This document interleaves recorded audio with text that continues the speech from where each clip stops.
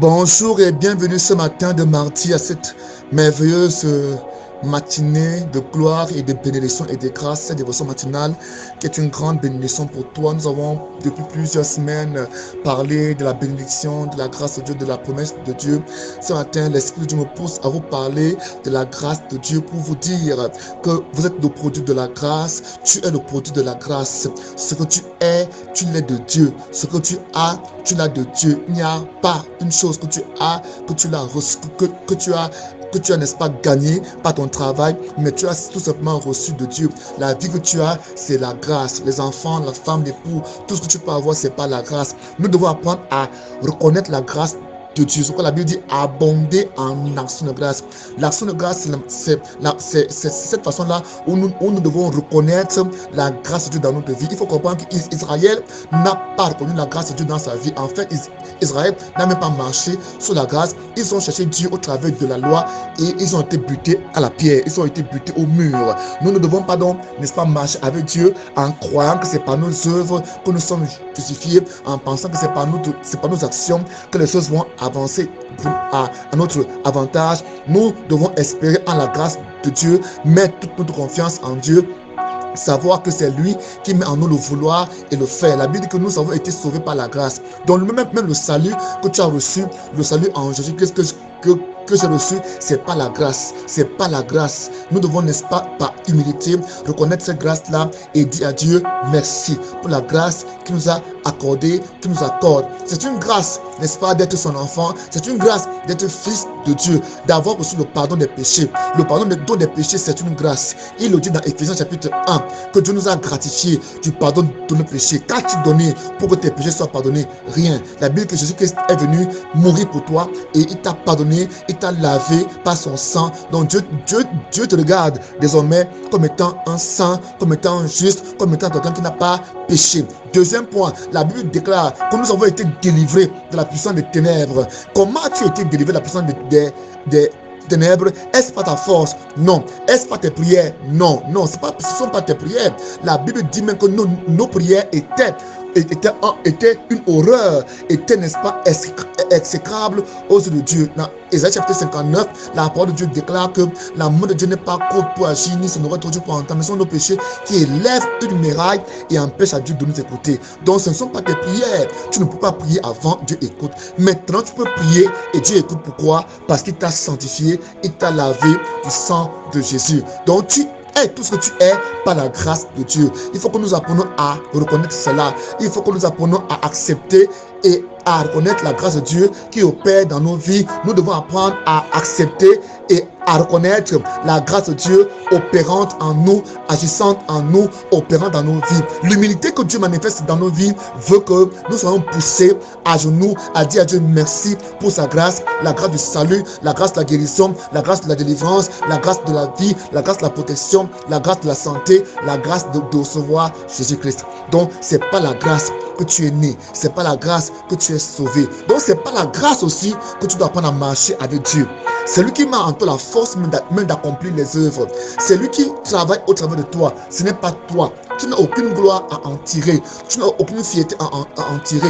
Tu dois juste te remettre à celui qui a choisi de t'utiliser. Tu dois te remettre à ce Dieu, à celui-là qui a accepté, qui t'a aimé et a, n'est-ce pas, choisi de t'utiliser. La Bible dit que nous sommes sauvés, hein, c'est pas la grâce. Nous sommes guéris, c'est pas la grâce. Il dit dans le livre de 1 Pierre chapitre 2, verset 24, il dit que c'est pas ces morsures que vous avez été guéris. Vous voyez même que quelqu'un a payé le prix pour qu'aujourd'hui vous soyez guéris. Donc ta guérison vient du prix de Jésus. Donc tu n'as rien donné pour être guéri. Tu n'as rien donné pour être délivré. Tu n'as rien donné. Ta journée aujourd'hui est bénie, c'est pas la grâce. Cette année 2023 est bénie, c'est pas la grâce. Tes enfants sont bénis, c'est pas la grâce.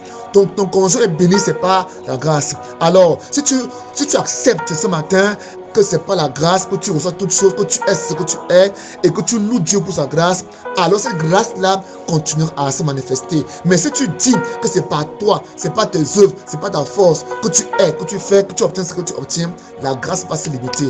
La grâce va se flétrir. Ce que la grâce aime, c'est la gratitude. Ce que la grâce aime, c'est la reconnaissance. Ce que la grâce de Dieu aime, c'est l'humilité. C'est pas l'orgueil. C'est pas la grandeur. Tout cela qui s'approche de Dieu avec orgueil. Qu'est-ce que l'orgueil? Qu'est-ce que l'orgueilleux? C'est celui qui s'élève, qui croit que ce n'est pas ses œuvres qu'il y parvient. Voyez un peu cette histoire que Jésus nous a racontée dans les évangiles. Deux sont pas priés, un pharisien et un collecteur d'impôts. Le pharisien se lève et se met à prier en se frappant la poitrine et en disant: Seigneur, je te loue parce que je ne suis pas comme cet homme qui pille les vœux, fait beaucoup de mal aux gens. Mais moi, je paye mes dîmes, mais moi, je jeûne 2 fois par semaine, mais moi, j'observe toute la loi, mais moi, il s'est mis à faire l'apologie de tous ses œuvres devant Dieu. Et pendant ce temps, celui qui était de l'autre côté, la Bible dit qu'il était là et il se frappait la poitrine en pleurant, en disant: Seigneur, je suis pécheur, je ne suis rien, Seigneur, je commets du mal, Seigneur, je te prie, aie pitié de moi. Et il pleurait, il sanglotait. Jésus a dit: des deux, l'un sera, des deux qui sortiront de cette synagogue, des deux qui sortiront de la présence de Dieu, un sera accepté, l'autre sera rejeté. Celui qui sera accepté, c'est cet homme-là qui a reconnu son état et s'est mis à demander pardon. Il ne s'est pas dit: non, je suis riche, j'ai des millions, j'ai beaucoup d'argent, voilà, je suis un grand homme, je fais des dons. Est-ce que le collecteur d'impôts ne faisait pas du bien aux gens? Certainement, il faisait du bien aux gens, mais il n'a pas mis ça en avant. Il a plutôt regardé son état. Donc, il faudrait que pendant que la grâce de Dieu agit dans ta vie, que tu ne puisses pas mettre ton regard sur cette grâce-là de peur de t'enorgueillir et de prendre la gloire qui revient à Dieu. Mais constamment, tu dois poser tes yeux sur Jésus qui accomplit, qui agit en toi. Tu dois poser tes regards sur Christ, sur Dieu qui agit puissamment en toi, au travers de toi. Telle est la volonté de Dieu pour toi. Voilà pourquoi ce matin, si tu veux que cette grâce soit abondante, sois abondamment reconnaissant. Si tu veux qu'elle soit exponentielle, sois exponentiellement reconnaissant et humble, car ton humilité et ta reconnaissance active, entretient en puissance et nourrit encore cette grâce-là. Dieu aime les gens qui sont reconnaissants. Dieu aime les gens qui s'humilient devant lui. Dieu aime les gens qui pleurent, qui reconnaissent qu'ils ne sont rien, mais que c'est lui qui travaille en eux. Dieu aime des gens pareils. Dieu aime des personnes pareilles. Il n'aime pas les gens qui s'arrachent la gloire de Dieu, qui prennent la place de Dieu comme si c'est pas eux que ces choses se manifestent. Donc quand Dieu commencera à agir dans ta vie, quand Dieu commence à agir dans ta vie, si Dieu a déjà commencé à agir dans ta vie, s'il te plaît, sois humble, manifeste ta gratitude, ta reconnaissance, ainsi il agira le plus longtemps possible dans ta vie. Mais si par contre tu t'enorgueillis, si par contre tu t'élèves, alors là tu seras détruit. Alors ce matin, ce que Dieu veut, c'est que tu l'acceptes comme sauveur et Seigneur. 1, 2, tu l'acceptes comme celui qui produit et fait les œuvres. 3, tu lui rends toute ta gloire pour les choses qu'il accomplit dans ta vie. Voilà pour toi la volonté de Dieu dans ta vie. Voilà pourquoi Paul a été puissant. Paul a été puissant, pourquoi? Parce qu'il a manifesté, n'est-ce pas, l'humilité, la gratitude. Il a été humble devant le Seigneur et c'est pourquoi Dieu l'a utilisé puissamment.